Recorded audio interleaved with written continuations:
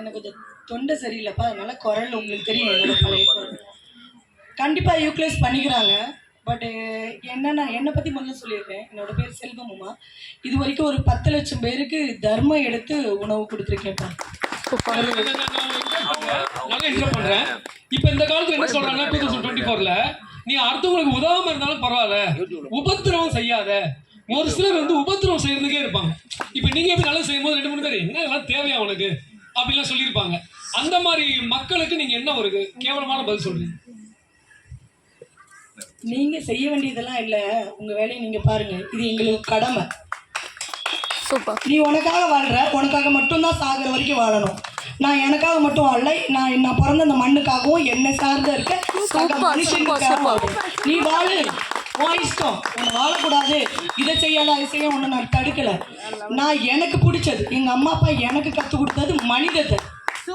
இந்த மனிதத்தை மற்றவங்களுக்கு நான் கற்றுக் கொடுக்குறேன். என்ன மாதிரி நேற்று ஒருத்தர் உருவாக்கியிருக்காரு.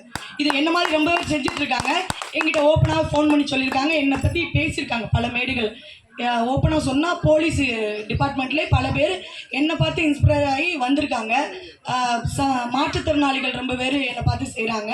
இப்போ களப்பணிக்கு புதுசாக வர எல்லாருக்கும் மனசாட்சியை தொட்டு ஒரு நிமிஷம் யோசிச்சா உமாக்காவை பார்த்து தான் இதை செஞ்சேன்னு சொன்ன இன்ஸ்டாகிராமில் இருக்கிற நண்பர்கள் பல பேர் எனக்கு தெரியும். ஏன்னா உங்ககிட்ட தான் கேட்டு தெரிஞ்சுக்கணும்.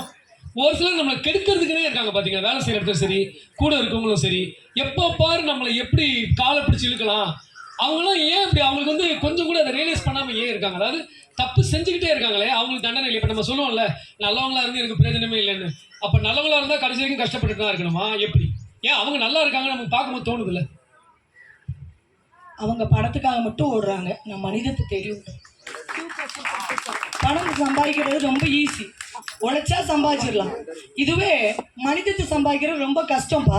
ஒரு உடலை எடுத்து அடக்கம் பண்ணும்போது அழுகின நிலைமையில் இருக்கிற உடலை இந்த கையால் வந்து என் கை அழுகிடும். நீங்கள் அழுகின உடல்லாம் நீங்கள் தூக்கி அடக்கம் பண்ணும்போது தெரியும், அழுகிடும்.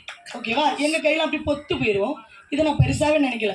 பணம் இருந்தால் இந்த அழுகுன கையை சரி பண்ணிருப்பா. அந்த உசுரை உங்களால் கொண்டு வர முடியுமா? என்கிட்ட பணம் மட்டும்தான் இல்லை, மனிதம் கோடி கணக்கில் இருக்கீங்க. சரியா? அவங்கெல்லாம் வந்து ஒரு பொருட்டாவே நினைக்க மாட்டேன். என்ன குறை சொல்றியா?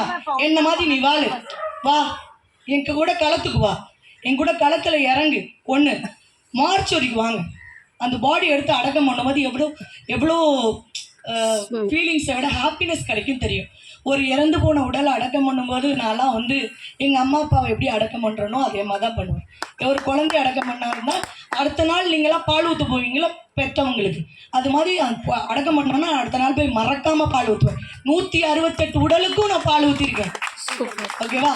எரிச்சா அந்த சாம்பல் எடுத்து முறைப்படி, அவங்க ஹிந்து கிறிஸ்டின் இதெல்லாம் பார்க்க மாட்டேன், பேரை வச்சு எங்களுக்கு வந்து அன்னோன் பர்சன் சொல்லுவாங்க. அவங்கள முகம் தெரியாத அடையாளம் தெரியாதவர்கள்னா போலீஸ் எஃப்ஐஆர்ல வரும் எங்களுக்கு. அவங்களுக்கு அப்படியே நாங்கள் எரிச்சா கூட ஒரு 3 மாதம் நான் அவங்கள பற்றி தகவலை சேகரிப்போம். தெரியல அப்படின்னு சொன்னால் தான் நாங்கள் நல்லடக்கம் பண்ணுவோம். அவங்கள பேர்களை வச்சு நம்மளால் வந்து இது பண்ண முடியாது. பேர் தப்பாக கூட இருக்கலாம், அவங்க தப்பாக கூட இது, அதை பற்றி கவலைப்படாமல் என்னோட மனிதப்படி அவங்களுக்கு இப்போ அடக்கம் பண்ணால் பால் ஊற்றுவேன். இல்லை எரிச்சிட்டா அதை கடலில் போய் பத்திரமா கரைச்சிட்டு வந்துடுவேன். கரைச்சிட்டு என்ன பண்ணுவேன், அங்கேயே குளிச்சிருவேன். குளிச்சுட்டு வீட்டுக்கு வரும்போது ஒரு பெத்த தாய் தோப்பனுக்கு ஒரு கடமையை ஒரு பிள்ளை எப்படி ஆற்றிட்டு வருமோ அந்த சந்தோஷம் கிடைக்கும். 100% சொல்கிறேன், என்ன மாதிரி உலகத்தில் யாருமே சந்தோஷமா இருக்கவே முடியாது. நான் ஏழை ஏழை ஏழை இன்ன வரைக்கும் நான் சம்பாதிக்கவும் இல்லை, வீடு வாங்கலை, இருங்க வீடு வாங்கலை, சொத்து வாங்கலை, வண்டி வாங்கலை, நகை நட்டு வாங்கலை, எதுவுமே வாங்கலை. ஆனால் என்ன மாதிரி ஒரு ஹாப்பியஸ்ட் உமனை இந்த உலகத்தை தேடவே முடியாது. அப்படி ஒரு ஆள் கிடையாது. அப்படி இருந்தால் மீ டூ. எஸ்.